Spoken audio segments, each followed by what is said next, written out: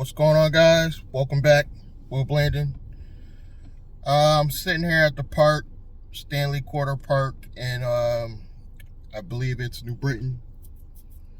And I tried Lyft yesterday with the upfront pay or upfront fares, whatever they want to call it. And it is okay. It doesn't give as much information. You have to do an internal look to get more detail than Uber gives up front, but it's better than nothing. Let's put it that way. Rideshare, like I said, you can make decent money in Connecticut, but if you don't have a strategy, this is going to be extremely hard, part-time or full. You gotta figure out strategies, and honestly, it could take you making a lot of mistakes just to get a strategy. A lot of people's strategy is they only try to stay locally, which can work. Some days that works for me, but it doesn't work on Saturday and Sundays. I notice Saturday and Sundays you gotta travel a little bit further to make a decent amount of money.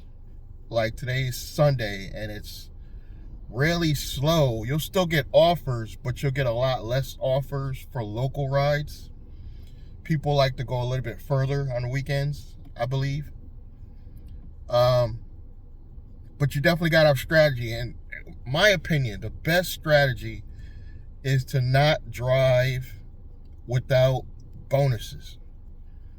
Bonuses, streaks, whatever Uber and Lyft want to call them. You got to get those bonuses and streaks because you can't obviously rely on tips. But I found that if I talk to passengers about the importance of tipping, that's when they'll tip. And Uber and Lyft is going to tell you don't bring up or mention tips because, in all honesty, it's not really like if you're in a restaurant, you don't tell your customers, oh, by the way, could you make sure you tip? But with Uber and Lyft, you kind of have to. You kind of have to because some people are under assumption that if it's their first trip or whatever, they're under assumption that Uber or Lyft pays us well. I don't know why this is. Customers really believe that we get half or 50% of the overall earnings, and that's just not the case. Yes, you can make $100 in 4 hours, but that's with bonuses. That's with strategies, meaning you got to position yourself in the areas to get those bonuses. With Lyft, you got to pick your time to drive for the streaks. And it can be really challenging to learn. The learning curve can be really challenging. When I drove in 2018, honestly, I had no strategy. So the strategy was take every ride. And from doing that, a lot of times I would end up over an hour away from home.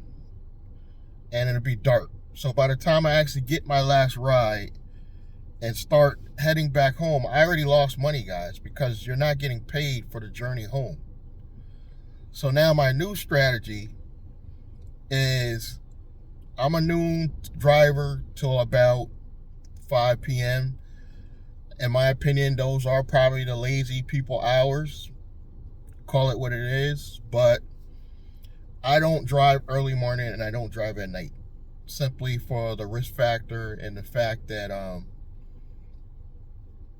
that's probably the only thing. It's high risk and it's dark and I can't see well when it's dark.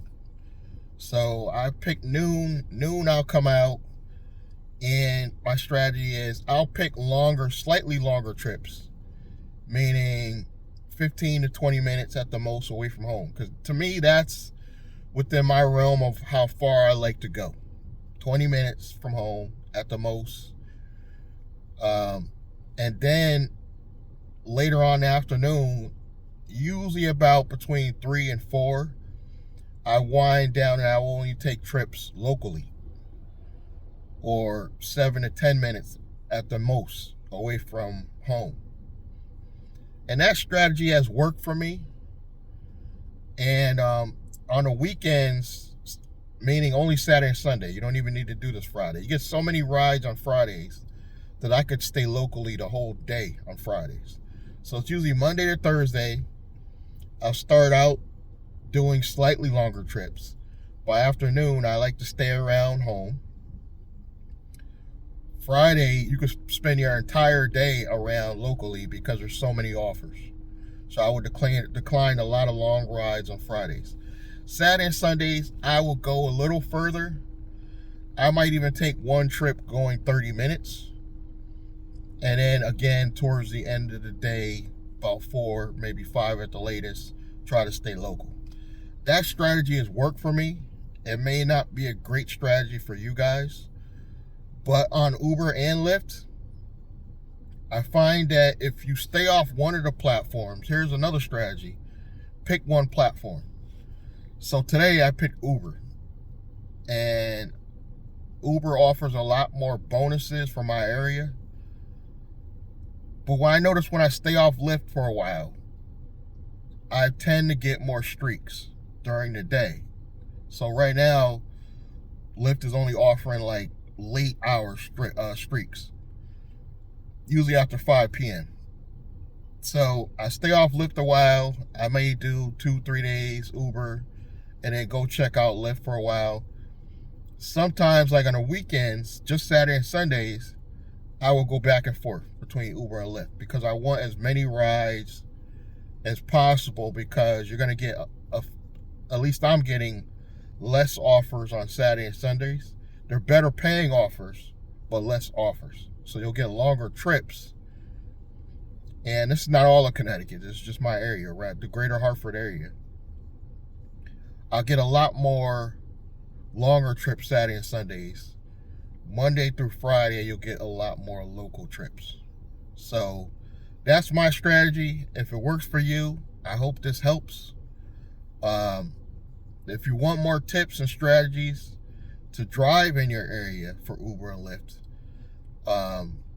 you definitely want to check the links below. I got information. You can get me on the phone, do a strategy session.